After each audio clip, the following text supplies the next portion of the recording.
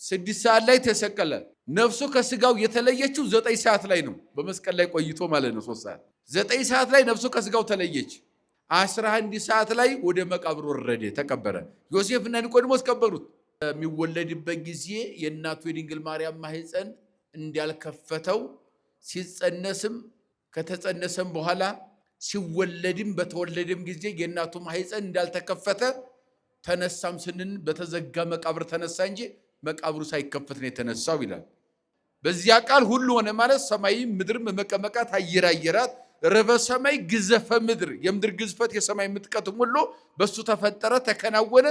ከሱ ውጪ አንዳችስ እንኳን የሆነ ነገር የለም ብሎ እንደገና ያ ቃል ስጋ ሆነ ብሎ ያ ዓለምን የፈጠረው ሰው ሆኖ የመጣ እግዚአብሔር እንደሆነ አስረግጦ የሚናገር በነገረ መለኮት ላይ የሚራቀቅ ለየት የሚለው ማን ነው ከተባለ ዮሐንስ በተዋህዶ ስጋ ተነሳ፣ በተዋህዶ ስጋ ሰማይ ሰማያት አረገ። አሁንም ዓለምን እየገዛ ያለው በተዋህዶ ስጋ ነው ማለት ነው። ስለዚህ ስጋ አምላክ ሆኖ ቀጥሏል ማለት ነው። አምላክ ሰው ሆነ፣ ሰው አምላክ ሆነ ቀጥሏል። ወይ ዝወ ለወልደ እጓለ እመሕያው እኔን የሰው ልጅ ይይዙኛል አይሁድ፣ ወይ ሰቅልዎ ይዘው ይሰቅሉኛል፣ ወይ ቀትልዎ ይዘው ይገድሉኛል፣ ከገደሉኝም በኋላ ወይ ቀብርዎ ይቀብሩኛል፣ ወትነሳ በሳልስት ዕለት በሶስተኛው ቀን እነሳለሁ ብሎ ያስተማራችሁን የገሊላውን ትምህርት አታስታውሱምን ብሎ መልአኩ ለሴቶች አስታወሳቸውና ነገራቸው። ሶስተኛው ቀን ብዙ ጊዜ ጥያቄም ስለሚነሳ ሰዎች ጥያቄ ያነሳሉ። አይሞላም 11 ሰዓት ከተቀበረ ቅዳሜና እሑድ ብቻ ነው የሚሆነው? 2 ቀን ነው የሚሆነው? 3 ሰዓት የሚባለው ከየት የመጣ ነው የሚል የዘወትር ጥያቄ ነው። ይህን ጠይቆ ማለፍ ወይም ትምህርቱን ማጥራት ግዴታ ነው። ወደዚህ ምድርም የሚመጣው ለፍርድ በዚያው በለበሰው ስጋ ነው የሚመጣው፣ እየታየ ነው የሚመጣው በግልጥ እግዚአብሔር እሰ ገሃደ ይመጽእ ወአምላክነ ያረምም። እግዚአብሔር አምላካችን ግልጥ ሆኖ ይመጣል፣ ዝም አይልም። ግልጥ ሆኖ ይመጣል ሲባል በስጋ ማርያም ነው የሚመጣው። መዝጊያው የሁሉም ወንጌላውያን መዝጊያ ክርስቶስ ተነሳ አረገ ነው። በርደት ጀመሩ፣ በመውረድ በእርገት ጨረሱ፣ በማረግ ማለት ነው። አንዳንድ ሰዎች በመንፈስ በመለኮት ነው የተነሳው እንጂ በስጋ አልተነሳም ስለሚሉ ነው። ጌታችን በስጋ ነው የተነሳው። ያንን ስጋውን እንደተዋሃደ ነው የተነሳው እንጂ ስጋን ጥሎ አልተነሳም ክርስቶስ። ሊቃነ ካህናቱም ህዝቡም ኃያላኑም መኳንንቱም ተባብረው ተስማምተው በአንድ ድምፅ ይሰቀል ብለው የሰቀሉት ስለሱ ነው የምንነጋገረው አለ። በስመ አብ ወወልድ ወመንፈስ ቅዱስ አሃዱ አምላክ። ክቡር መምህራችን መጋቢ ሃይማኖት መምህር ሲሳይ ካሴ፣ የቤተ ክርስቲያናችን የስብከተ ወንጌል ኃላፊ፣ ክቡራን አባቶቻችን ሊቃውንተ ቤተ ክርስቲያን፣ መምህራን፣ ቀሳውስት፣ ዲያቆናት፣ መዘምራን በየማድረጋችሁ ለሰማይ ከዋክብትን ለምድር እጽዋትን ውበት ያደረገ እግዚአብሔር ለዚህ ታላቅ ቤተ ክርስቲያን ውበት ያደረጋችሁ የእግዚአብሔር ቤተሰቦች፣ የእናታችን የቅድስት ድንግል ማርያም ልጆች፣ አባቶቻችን፣ እናቶቻችን፣ ወንድሞቻችን፣ እህቶቻችን እንዲሁም ሕፃናት በኃያሉ በእግዚአብሔር ስም እንደምን ሰነበታችሁ? እንደምን ከረማችሁ? እንደምን ዋላችሁ?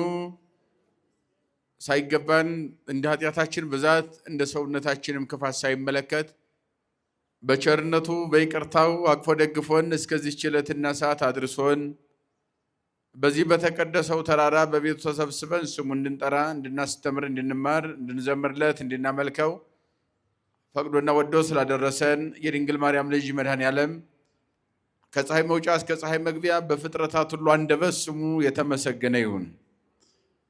እንግዲህ እንደ እግዚአብሔር መልካም ፈቃድ የሉቃስ ወንጌል ማጠቃለያው ላይ ነው ያለነው። ያው 24 ምዕራፎች ነው ያሉት። ወንጌላውያን እንግዲህ ዋናው በዚህ ምድር ላይ ለሰው ልጆች የተሰጠ ትልቁ የህይወት ምግብ ምንድነው ከተባለ ወንጌል ነው። ወንጌል ነው። በዚህ ምድር ላይ ጌታችን አምላካችን መድኃኒታችን ኢየሱስ ክርስቶስ መጥቶ ወንጌልን አስተማረ። እሱ ካስተማረ በኋላ በሱ ትምህርት ብቻ እንዳይቋረጥ ቀጣይ እንዲሆን አደረገ። ለዚህም የተመረጡ 12 ሐዋርያት መጀመሪያ፣ እዚያም ሌሎችም ቀጥለዋል። 72ም እንደገና ከሴቶችም ይላላኩም ያገለግሉ። ወንጌል የህብረት አገልግሎት ነውና፣ የአንድነት አገልግሎት ነውና፣ የፍቅር አገልግሎት ነውና በ120 ቤተሰብ ተመስርቶ በዓለም እንዲሰበክ እስከ ልፈተ ዓለም ድረስ የህይወት ምግብ ሆኖ እንዲቀጥል ሰዎችን አዘጋጅቷል እግዚአብሔር። እንግዲህ ከነኚህ ከ72ቱ ሁለት ሰዎችን ከ12ቱ ሁለት ሰዎችን አራት ሰዎችን መረጠና ወንጌልን እንዲጽፉ አደረገ ማለት ነው።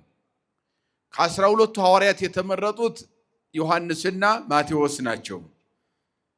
ከ72ቱ ተማሪዎች የተመረጡት ደግሞ ሉቃስና ማርቆስ ናቸው።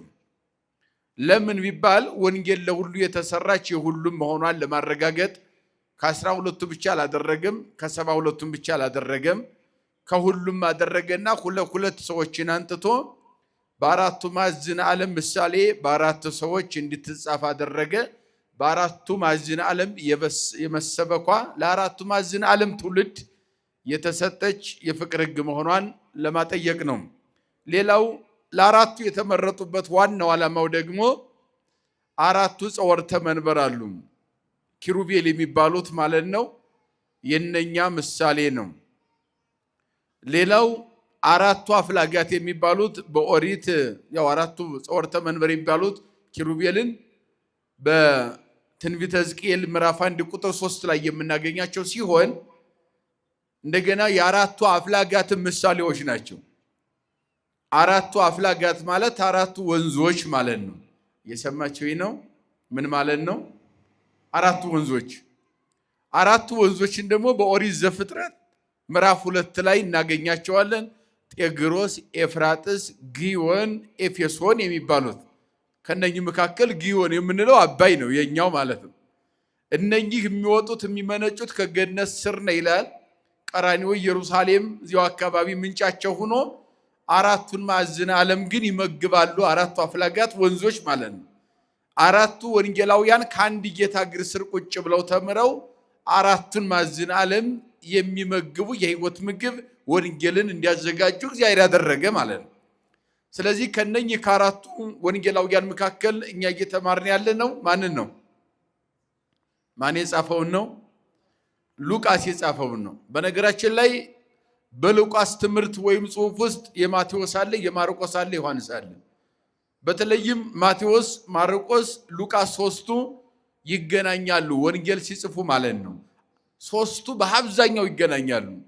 ለየት የሚለው ከአራቱ ወንጌላውያን ዮሐንስ ነው።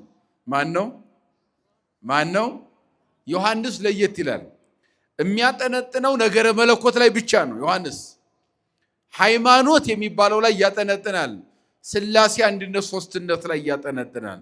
ነገረ መለኮት ላይ ረቆ የሚጽፍ ጸሐፊ ስለሆነ ዮሐንስ ለየት ይላል። አይታችሁ ከሆነ ማቴዎስ ሲጽፍ የአብርሃም ልጅ ዳዊት ብሎ በዘር ሐረግ ጀመረና በቤተልሔም ተወለደ፣ ሰብአ ሰገል ገበሩለት ብሎ ነው። በዓይን የሚታይ ነገር ጻፈ ጀመረ ማለት ነው። ማርቆስም ላይ ስትመጡ አስቀድሞ ነቢያት የተናገሩለት ወልደ እግዚአብሔር ኢየሱስ ክርስቶስ ነው ብሎ በዮርዳኖስ ተጠመቀ ብሎ በጥምቀቱ ጀምሯል። ይህም በታየ ነገር ነው፣ በሚታይ በሚጨበጥ በሚዳሰስ ነገር ማለት ነው። ወደ ሉቃስም ሶስተኛው ላይ ስንመጣ ደግሞ በብስራተ መልአክ ጀመረ። መልአኩ ቅዱስ ገብርኤል ከሰማይ ወርዶ ዘካርያስን በቤተ መቅደስ አበሰረው ዮሐንስ እንደሚወለድ። ከዚያም እንደገና ወደ ናዝሬት ገሊላ ተልኮ ድንግል ማርያምን አበሰረ ብለን በብስራተ መልአክ ጀመረና በቤተልሔም ተወለደ ብሎ ጌታችን በቤተልሔም ተወልዶ በጨርቅ መጠቅለሉን ጣውራ ጣቱ መታሰሩን እረኞች መላእክት በአንድ ላይ ሆነው ማመስገናቸውን ይጀምራል ማለት ነው። ይህም በታየ በሚጨበጥ ነገር ነው። አስቀድሞ ቃል ነበረ፣ ቃልም በእግዚአብሔር ዘንድ ነበረ፣ ቃልም ራሱ እግዚአብሔር ነበረ ብሎ ግን ለየት አለ። ማን? ዮሐንስ ሲጽፍ አያችሁ። በቤተልሔም አልጀመረም፣ በአብርሃም በዳዊት ልጅም አልጀመረም። ረቀቅ ብሎ ርቆ ሄደና አስቀድሞ ዓለም ሳይፈጠር ቃል ነበረ፣ ቃልም በእግዚአብሔር ዘንድ ነበረ፣ ቃልም ራሱ እግዚአብሔር ነበር አለና ያ ቃል አያችሁ በሱ ሁሉ ሆነ ይላል። በማን ሆነ? በዚያ ቃል ሁሉ ሆነ ማለት ሰማይም ምድርም መቀመቃት አየራት ረበ ሰማይ ግዘፈ ምድር የምድር ግዝፈት የሰማይ ምጥቀትም ሁሉ በሱ ተፈጠረ ተከናወነ። ከሱ ውጪ አንዳችስ እንኳን የሆነ ነገር የለም ብሎ እንደገና ያ ቃል ሥጋ ሆነ ብሎ ያ ዓለምን የፈጠረው ሰው ሆኖ የመጣ እግዚአብሔር እንደሆነ አስረግጦ የሚናገር በነገረ መለኮት ላይ የሚራቀቅ ለየት የሚለው ማን ነው ከተባለ ዮሐንስ ለየት ይላል። በታየ ሳይሆን ባልታየ ነገር የጻፈ፣ በሚዳሰስ ነገር ሳይሆን በማይዳሰስ ነገር፣ በሚጨበጥ ሳይሆን በማይጨበጥ ነገር ነገረ መለኮትን የተራቀቀ ብቸኛ ወንጌላዊ ማን ነው ሲባል ማን ነው? ዮሐንስ ነው ማለት ነው። እንግዲህ የሉቃስ ወንጌልን ተመልክተነዋል። በእርግጥ ያው በብስራተ መልአክ ጀምረን እንግዲህ መጀመሪያ በሰረ ነው፣ ከዚያ ደግሞ ተወለደ ነው፣ ከተወለደ በኋላ ተጠመቀ እያልን ነው የቀጠል ነው። ከዚያ ደግሞ ጾመ፣ ከዚያ እየዞረ በዚህ ምድር ላይ እየተመላለሰ ዓለምን አስተማረ ብለን መተን መጨረሻው ምንድን ነው ከተባለ ያው ባለፈው ምዕራፍ 23 ስንማር በቀራንዮ ተሰቀለ ነው አይደለ? ዓለም ዳነ፣ ክርስቶስ ቤዛ ሆነ፣ ወልደ እግዚአብሔር ነገሰ፣ ዲያብሎስ ተሻረ፣ አዳም ዳነ፣ ሲኦል ተበረበረ፣ ሰይጣን ታሰረ የሚለውን አበክረን ባለፈው ተነጋግረናል። ተሰቀለ፣ ሞተ፣ ከዚያም በኋላ ተቀበረ ብለናል። ከተቀበረ በኋላ ምን ሆነ የሚለውን ምዕራፍ 24 ይቀጥላል። መዝጊያው የሁሉም ወንጌላውያን መዝጊያ ክርስቶስ ተነሳ አረገ ነው። እየሰማችሁ ነው። ተወለደ ብለው እንደጀመሩ፣ ተጸነሰ ብለው እንደጀመሩ ሲዘጉ ደግሞ ወንጌላውያን ሁሉም የሚተባበሩበት ትምህርታቸውን ሲያጠናቀቁ ወይም ጽሑፋቸውን ወንጌልን ጽፈው ሲጨርሱ በምንድን ነው የሚጨርሱት? ከሰማይ ወረደ ብለው ሲጨርሱ ምን ይላሉ? አረ ንገሩኝ። ምን አለ? ከሰማይ ወረደ ብለን ከሰማይ ከወረደው በስተቀር ምን ያለ የለም ያለ ዮሐንስ ወደ ሰማይ።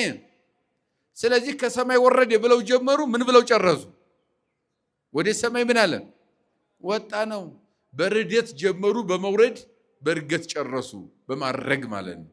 ሁሉም ወንጌላውያን ይህንን ይተባበራሉ። የግድ ነው። ከዚህ ሊወጡ አይችሉም። ከዚህ ቢወጣም ወንጌል አይባልም። አያችሁ፣ ምክንያቱም እግዚአብሔር ከሰማይ ወረደ፣ ዓለምን አዳነ፣ ወደ ሰማይ መልሶ ምን አለ ነው እያልን ያለ ነው። አረገ ነው አይደለ?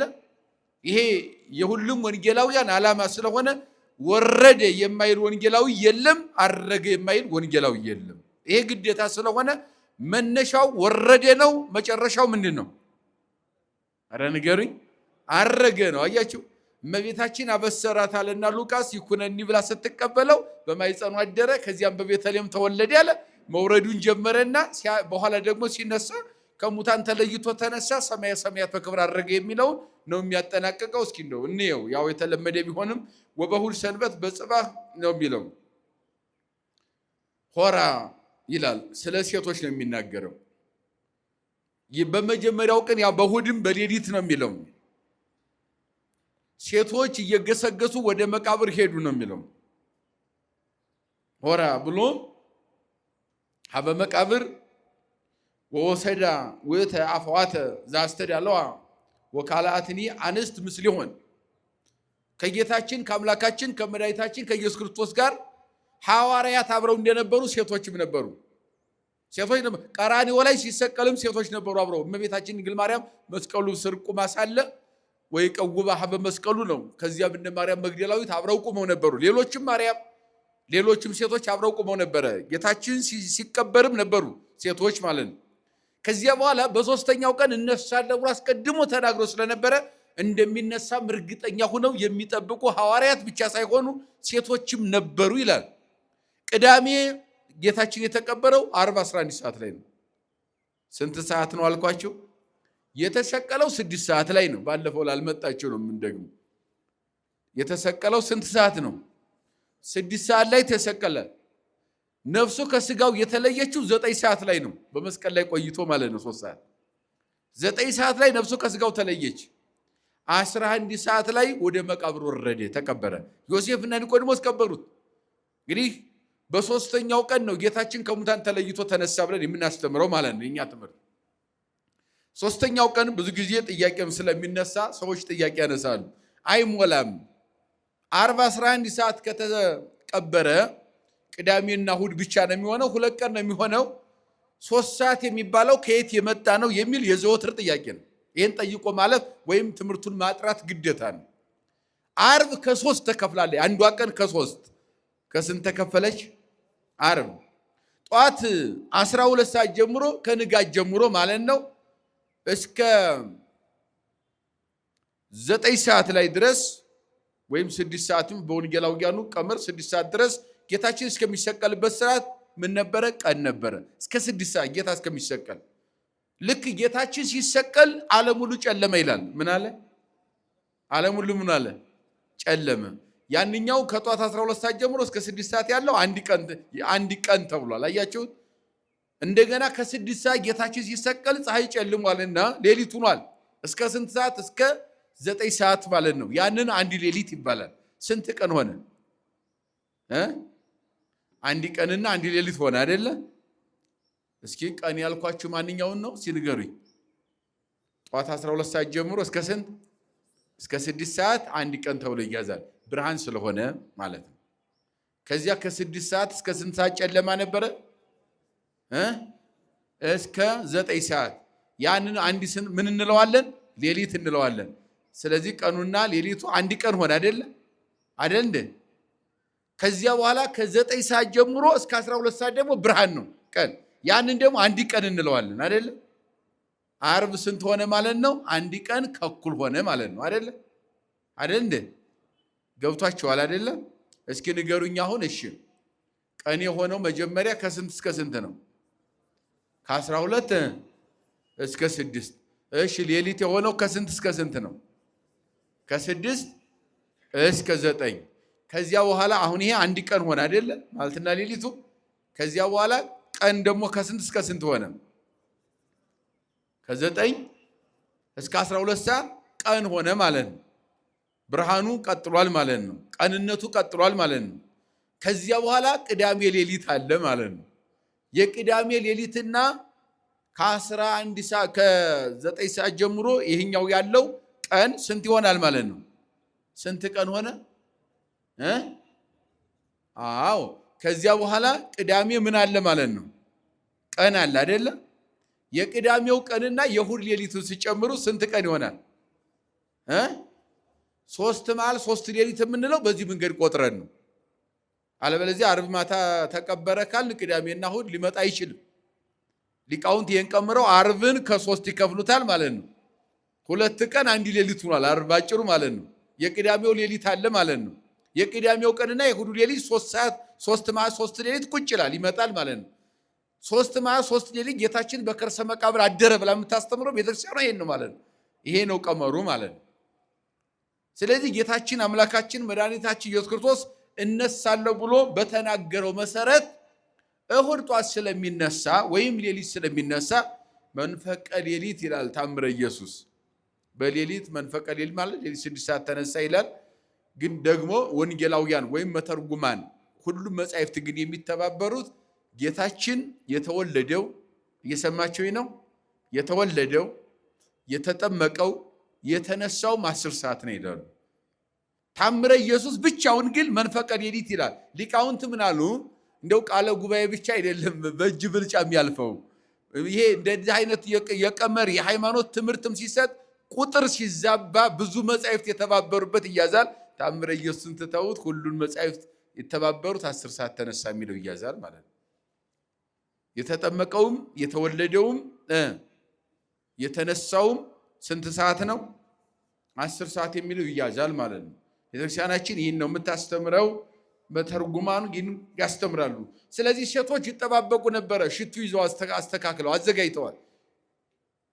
ሽቱ ያዙበት ዋናው ዓላማው ደግሞ ጌታችን ሲነሳ መቃብሩ ጋር ሂደው ለማርከፍከፍ ነው። በእነሱ በሀገራቸው በአይሁድ ሕግ የታወቀ ደገኛ ሰው፣ የተወደደ ሰው፣ ታላቅ ሰው፣ የተከበረ ሰው ሲሞት በሕጋቸው በሞተ በ3ኛው ቀን ሂደው ሽቱ መቃብሩ ላይ ያርከፈክፋሉ። ሕግም አላቸው። አሁን ግን የታወቀ ሰው ስለሆነ አይደለም። ዓለምን ለማዳን ሰው ሆኖ የመጣ መድኃኔዓለም መቃብር ረግጦ እንደሚነሳ ሞትን መሰሪያ እንደሚቆርጠው አስቀድሞ ተነግሮ ስለነበረ በተነገረው ያምኑ ስለነበረ ሴቶች ለክብሩ የሚመጥን ልዩ ሽቱ አዘጋጅተው እየገሰገሱ ወደ መቃብር ሌሊት ሄዱ ነው የሚለው።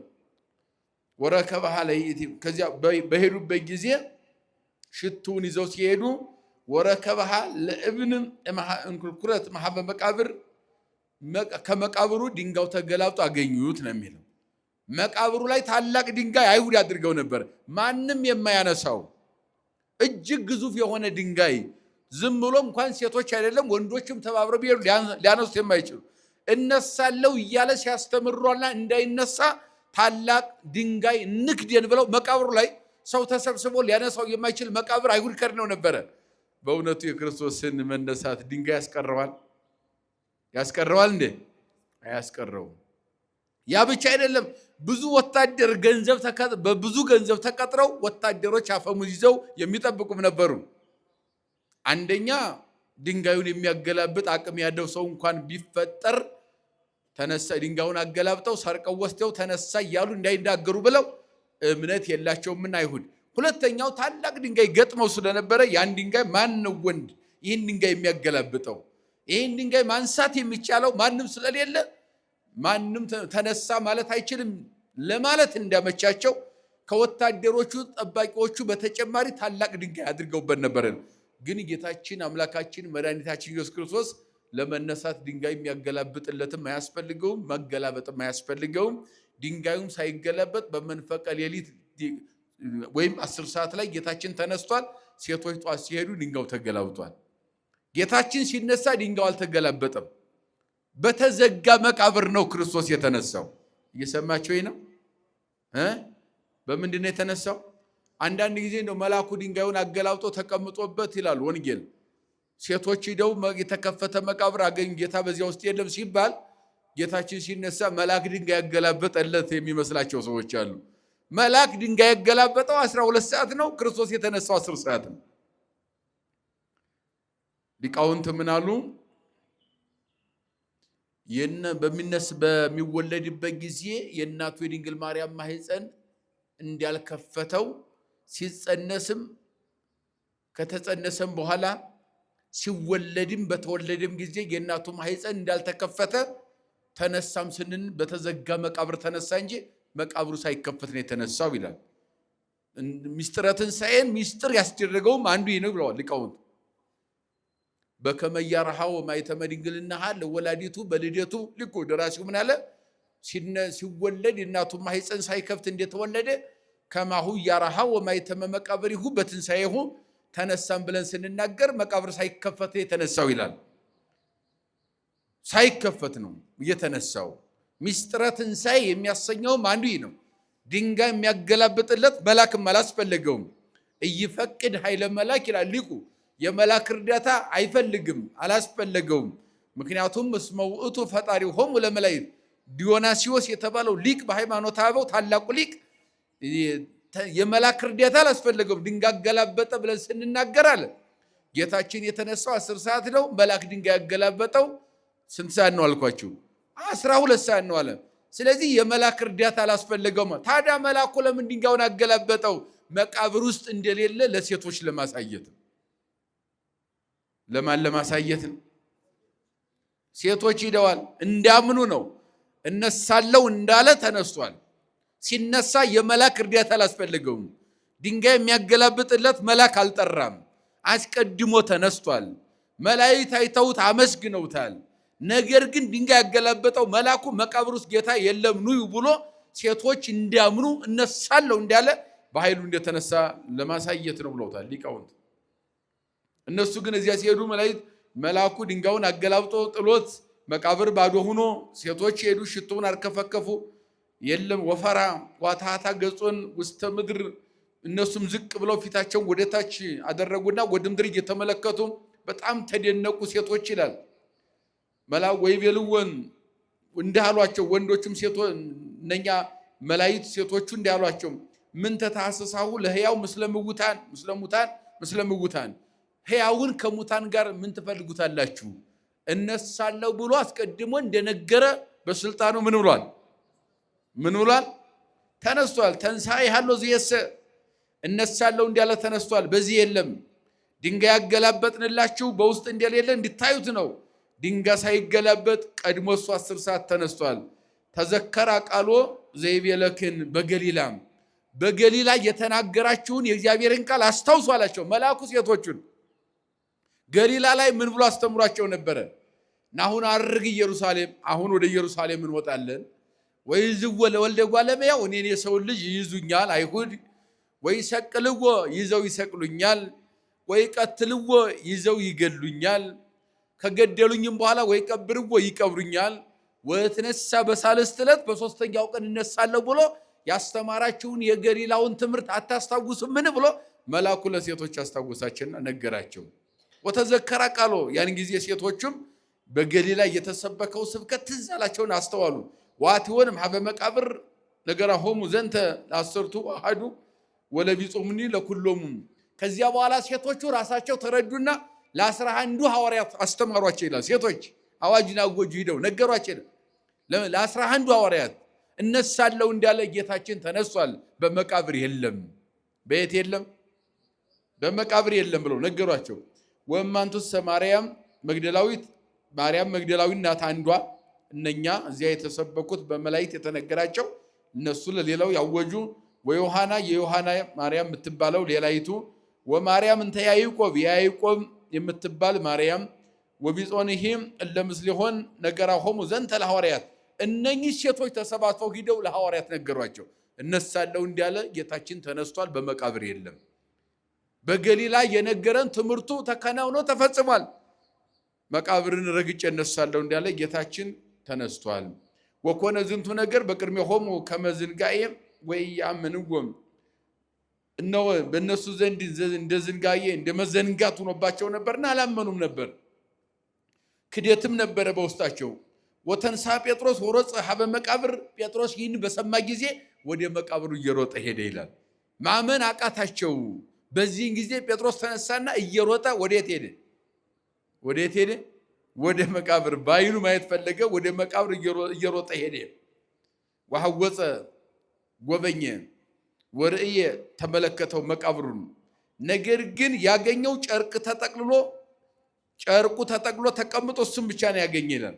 ዋተወን ዘያነክር ዘኮነ የሆነውን ነገር ሁሉ እያደነቀ ርሱም ተመለሰ ይላል። ያንን ተቀብሎ አምኖ ተመለሰ። ይህንን እንግዲህ ጌታችን ኢየሱስ ክርስቶስ እንዴት እንደተነሳ ሲነሳ መላእክት ማንም እርዳታ እንዳላስፈለገው እሱ ከተነሳ በኋላ ሴቶች ወደ መቃብሩ ሲሄዱ ድንጋዩን አገላብጦ መልአክ በመቃብር እንደሌለ ለሴቶች እንደነገራቸው ሴቶች ያለ ምስራች ለሐዋርያት ሄደው እንዲያስተማሩ ከዚያም መካከል ጴጥሮስ እየሮጠ ሂዶ በመቃብሩ ያለውን ለማየት መገስገሱንና ጴጥሮስ አይቶ ማረጋገጡን ይነግረናል። የመጀመሪያው አንቀጽ ማለት ነው በዚህ ምዕራፍ ላይ። ከዚህ ቀጥልና ሁለተኛው አንቀጽ የሚነግረን የኤማሁስ መንገደኞችን ነው። ጌታችን ከተነሳ በኋላ ወደ ኤማሁስ ጉዞ የሚያደርጉ ሁለት ሰዎች ነበሩ ይላል መጽሐፍ። እዚህ ላይ ገጸ ንባብ አልገለጣቸውም ሰዎቹን። እንደው ቀለዮጳ ብሎ አንዱን ገልጾታል። ዘውቱ ሉቃስ ነው። ቀለዮጳ ማለት የሉቃስ ሁለተኛ ስሙ ነው አሉ ወንጌላዊ ሉቃስ ራሱ። ይህንን ወንጌል የጻፈው ሉቃስ ነው። ቀለዮጳ የተባለው ዘውቱ ሉቃስ ያም ሉቃስ ነው ብለውታል። ሁለተኛው በኤማሁስ መንገደኛ ከነበሩ ሰዎች ሁለተኛው ሰው ኒቆዲሞስ ነው። እየሰማችሁ ነው። ማንና ማን አልኳችሁ? ሁለቱ ሰዎች እዚህ ላይ ስለማይገልጻቸው የትርጓሜ ሊቃውንት ቀለዮጳ የተባለው ሉቃስ ነው አሉ። ሁለተኛው ሰው ደግሞ ከመስቀል አውርዶ የገነዘው ያ መልካሙ ሰው ማን ነው? እሱ ኒቆዲሞስ ነው። የኤማሁስ መንገደኞች ሁለት ሰዎች የሚላቸው ሉቃስ ቀለዮጳ የተባለው ሉቃስና ጌታችን ከመስቀል አውርዶ የገነዘው የቀበረው ኒቆዲሞስ ሁለቱ ሰዎች ናቸው።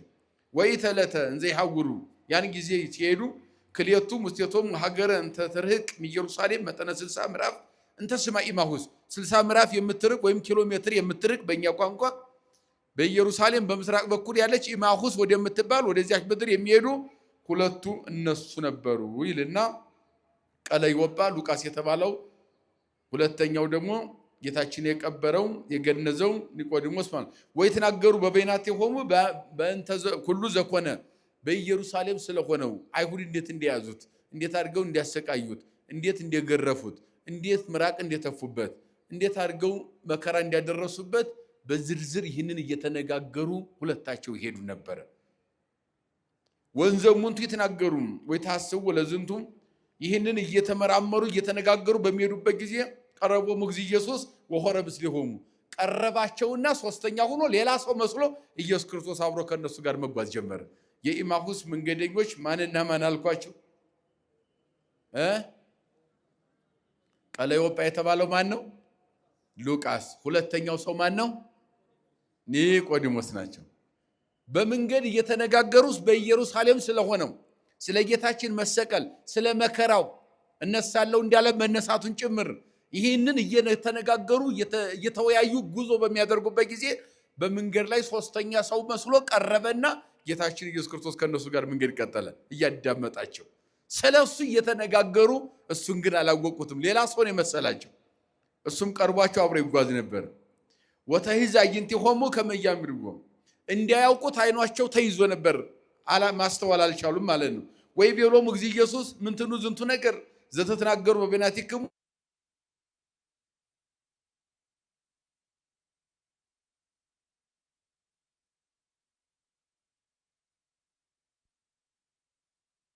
ምን ያተክዛቸዋል? ምንስ ያሳዝናቸዋል?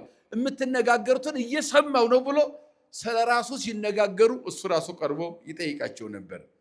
ዋውሳ አሐዱ እምኔሆሙ ከነሱ መካከል ዘስሙ ቀለዮጳ የተባለው ማነው? እሱ አልኳቸው ሉቃስ። ከነሱ መካከል ለኢየሱስ ክርስቶስ ሉቃስ ሊመልስለት ጀመረ ይላል።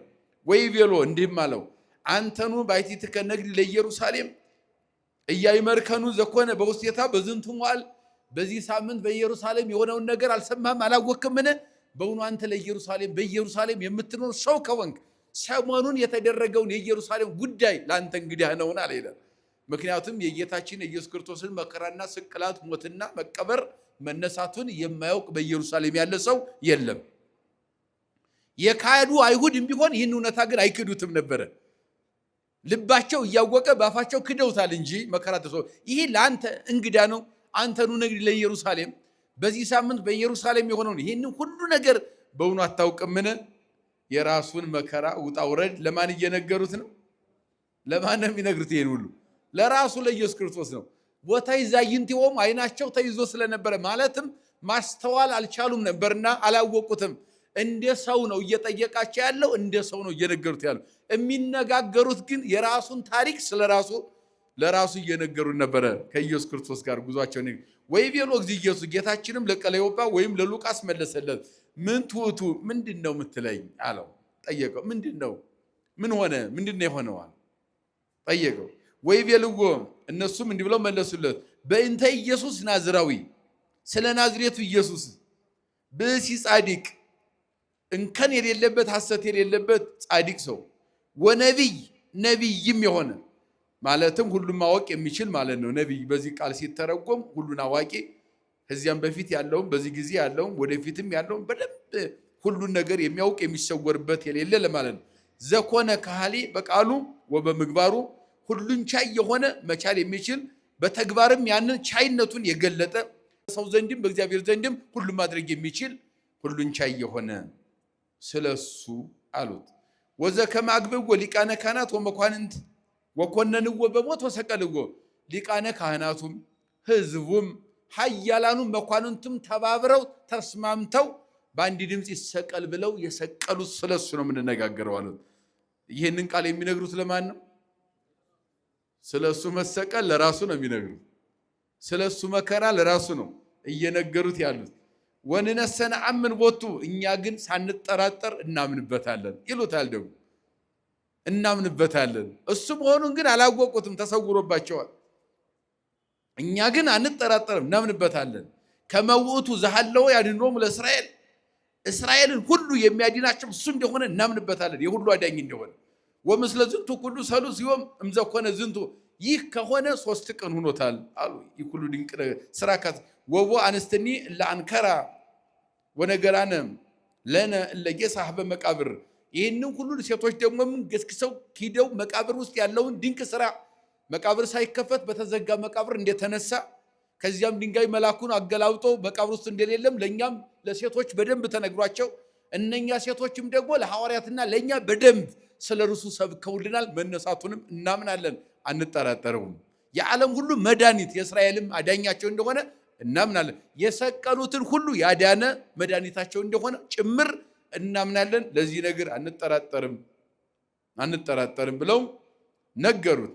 ወይ ረከባ ስጋሁ ወተሳየጣ ወነገራነ ከመሬተ መላእክት ለይቤልወን ከመሃይወ ከሙታን ተለይቶ እንደተነሳ መላእክት እነሱ ነግረውናል። ወደዚያ ሲሄዱ ግን እነኛ ሴቶች መቃብሩ ስጋውን አላገኙትም። ምን አላገኙም? ስጋውን አላገኙትም። መልአክ ግን ነግሯቸዋል። እነሳለው እንዳለ መነሳቱን ግን እነሱም ሴቶችም አምነው ተቀብለው ለእኛም ሰብከውናል፣ እኛም አምነንበታል። በዚህ የሚጠራጠር የለም፣ አንጠራጠረውም አሉ።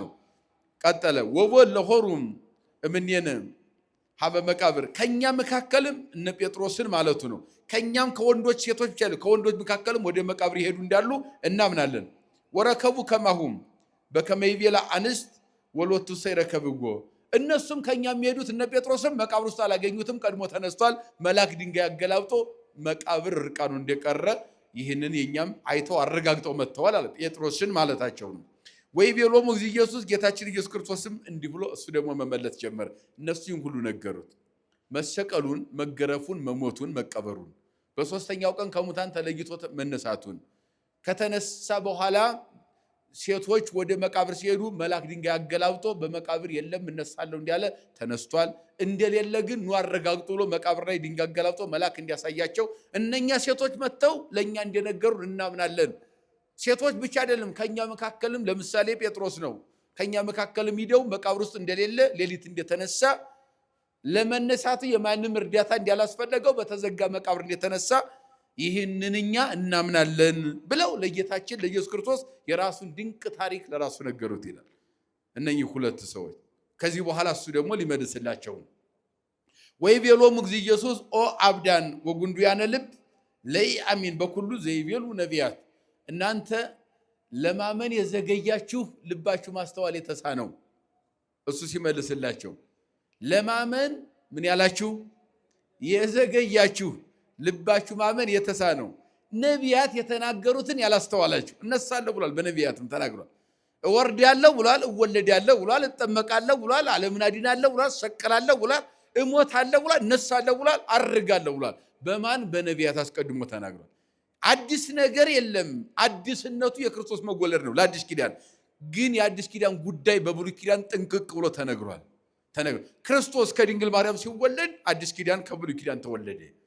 አዲስ ነገር የምንለው የክርስቶስ በስጋ መገለጥ ነው እንጂ ትምህርቱ ጉዳይ አይደለም። አስቀድሞ ተነግሯል። እንደሚወርድ፣ እንደሚወለድ፣ እንደሚሰቀል፣ ዓለም እንደሚድን፣ ከመቃብር በራሱ ስልጣን እንደሚነሳ፣ ከዚያ በ40 ቀን እንደሚያርግ ነቢያት እነ ዳዊት ሌሎችም ጥንቅቅ አድርገው ተናግረውታል። ነገረድነት በሙሉ ተነግሯል። ልባችሁ ምንድነው? ለማመን የዘገያችሁ ልባችሁ ማመን የተሳነው ነቢያት የተናገሩትን ያልተቀበላችሁ ያልተረዳችሁ ብሎ ነቀፋቸውና አኮኑ ከመዝህ አለው ለክርስቶስ ይትቀተል እንደሚገደል ለክርስቶስ ይሄ ነገር እንዳለው ወይ በውስተ ስብሐቲሁ ከሞተ በኋላ ተነስቶ ወደ ክብሩ ወደ መነበረ ክብሩ እንደሚመለስ አስቀድሞ ነቢያት ተናግረዋል። ይህንን ለማመን የዘገየ ልብ ወሐዘ ይፈክር ሎሙ ከዚያ በኋላ ሊተረጉምላቸው ጀመረ።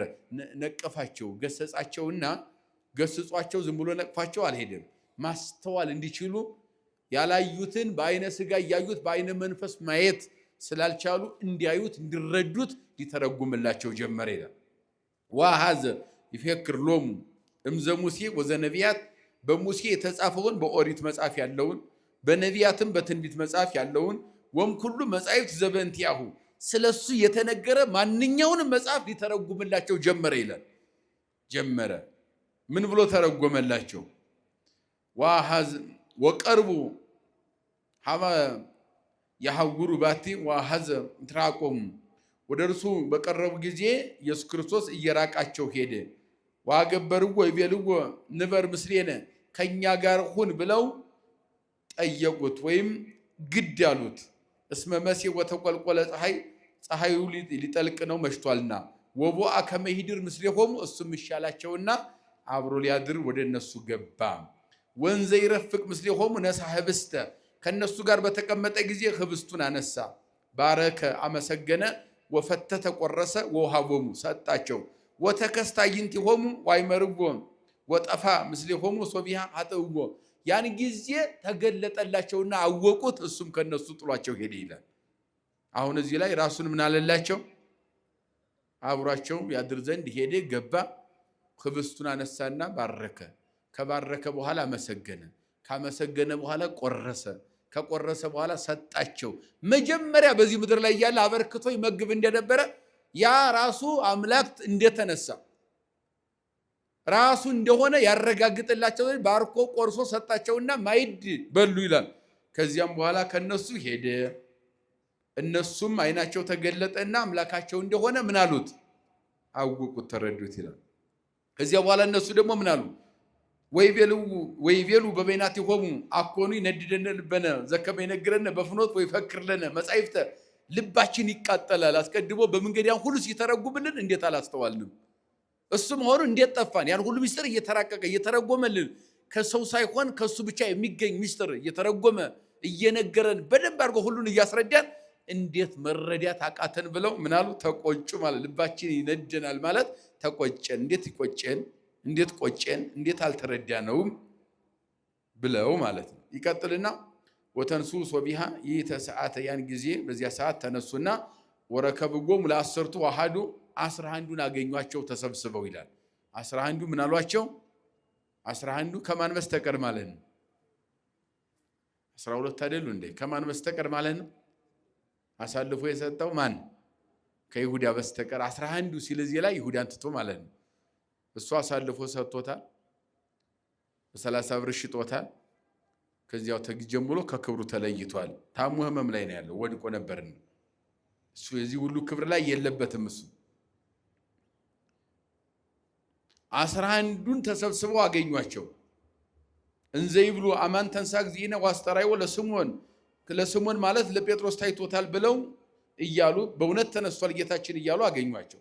ወነገርጎሙ እሙንቱኪ ዘበፍኖት እነሱ በመንገድ ያዩትን የኢማውስ መንገደኞች ቀለዮጳ ሉቃስና ኒቆዲሞስ ነገሯቸው። ዘከመ አይመርጎ ለእግዚእነ እንዘ ይፈትት ህብስተ ህብስቱን በቆረሰ ጊዜ ተረዳ ነው ሳንረዳው አብሮን ተጉዞ ብለው ይህንን ለ11ዱ ነገሯቸው ማለት።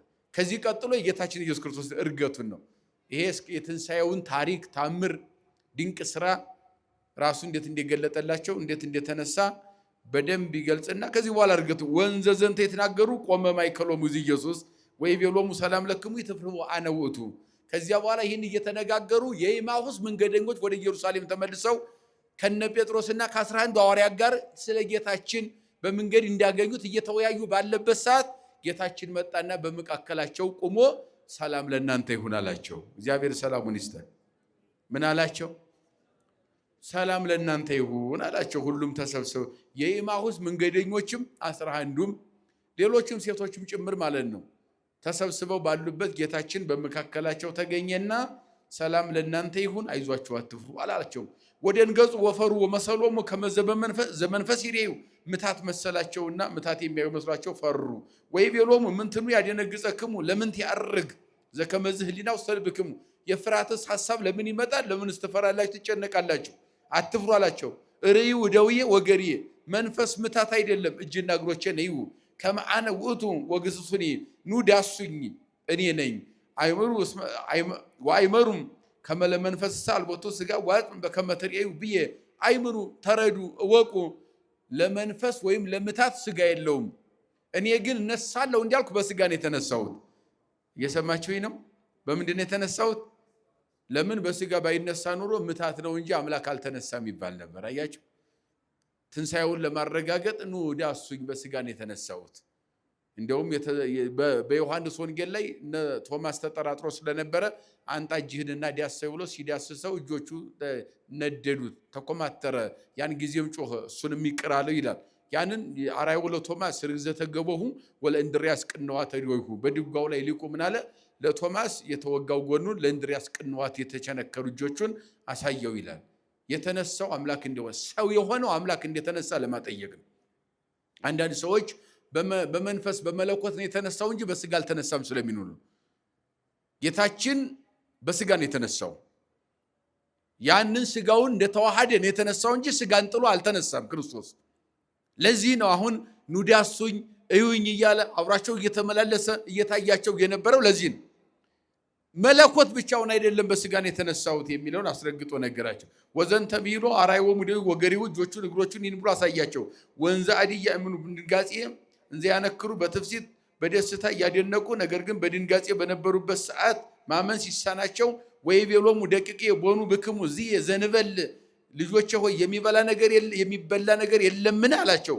ወሀብጎ መክፈልተ ዓሣ ጥቡሰ ወምፀቀዋ መዓር ከመዓርና ከተጠበሰ ዓሣ ሰጡት። ወበላ በቅድሜሆሙ ወነሣ ዘተርፈ ለአርአያ ይሆናቸው ዘንድ ያልበላን አሳያቸው። ለትምህርት ይሆን ዘንድ ነው፣ ለሱ ጥቅም የለውም ከትንሣኤ በኋላ።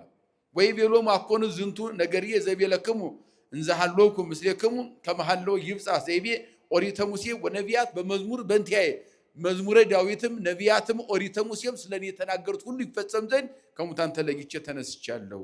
መንፈስ አይደለሁም በስጋ ነው የተነሳው በተዋህዶ። ወምዝ ከሰተ ልቦሙ ያን ጊዜ ልባቸው እንዲያስተውሉ አደረገ። ከመይለቡ መጻሕፍተ ወለበው መጻሕፍትን ያስተውሉ ዘንድ ገለጠላቸው፣ መጻሕፍትን አስተዋሉ። ወይቤሎሙ ከመጽሑፍ እነሆ ይሰቀላል፣ ይገደላል፣ ይሞታል፣ ይነሳል ተብሎ እየተነገረው ያርጋል ተብሎ የተነገረው የነቢያትን መጽሐፍ ሁሉ ተረጎመላቸው። ከዚህም በኋላ ከኢየሩሳሌም ወደ ቢታንያ ከከተማ ውጭ አወጣቸው። ካወጣቸው በኋላ እየባረካቸው ከፍ ከፍ አለ። ምን አለ? እናንተ በቆጶዶቅያ በእስያ በኢየሩሳሌም ከዳን እስከ ቤርሳቤ በዓለም ሁሉ ምስክሮቼ ናችሁ አለና እየባረካቸው ከፍ ከፍ አለ። እነሱም ደግሞ እያዩት የርቀት ሳይሆን የርቀት ማለት ነው። እስኪ በሉ የርቀት ሳይሆን በሉ እስኪ የርቀት ገብቷችኋል ሐሳቡ ምን ማለት ነው? የምን ሳይሆን አልኳችሁ? የርቀት ሳይሆን የምን የርቀት እያረገ የራቀ ሄደ ስንል የርቀት አይደለም። ርቀት የምን ባህሪ ስለሆነ ነው? የመለኮት አይደለም። ጌታችን ግን እያረገ ያለው ምንድን ነው? በምንድን ነው?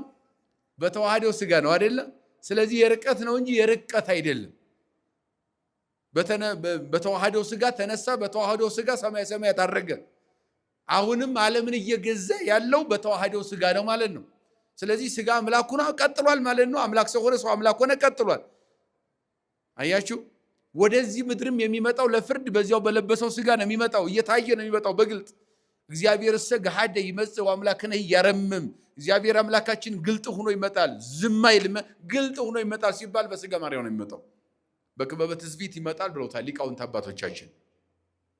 እየባረካቸው ከፍ ከፍ አለ፣ ወደ ሰማይ ያረገ ወጣ ማለት ነው። ወሙንቱ ተሰገዱለት፣ እነሱ ደግሞ ሰገዱለት። ወተሰውጡ ኢየሩሳሌም ሰገዱለትና ወደ ኢየሩሳሌም ተመልሰው መጡ። ወነበሩ ውስተ ቤተ መቅደስ ዘልፈ እንዘ ይባርክዎ ለእግዚአብሔር በኩሉ ጊዜ። ወደ ኢየሩሳሌም ተመለሱ፣ በቤተ መቅደስ ጠብቁ ብሏቸው ሄደ፣ አረገ።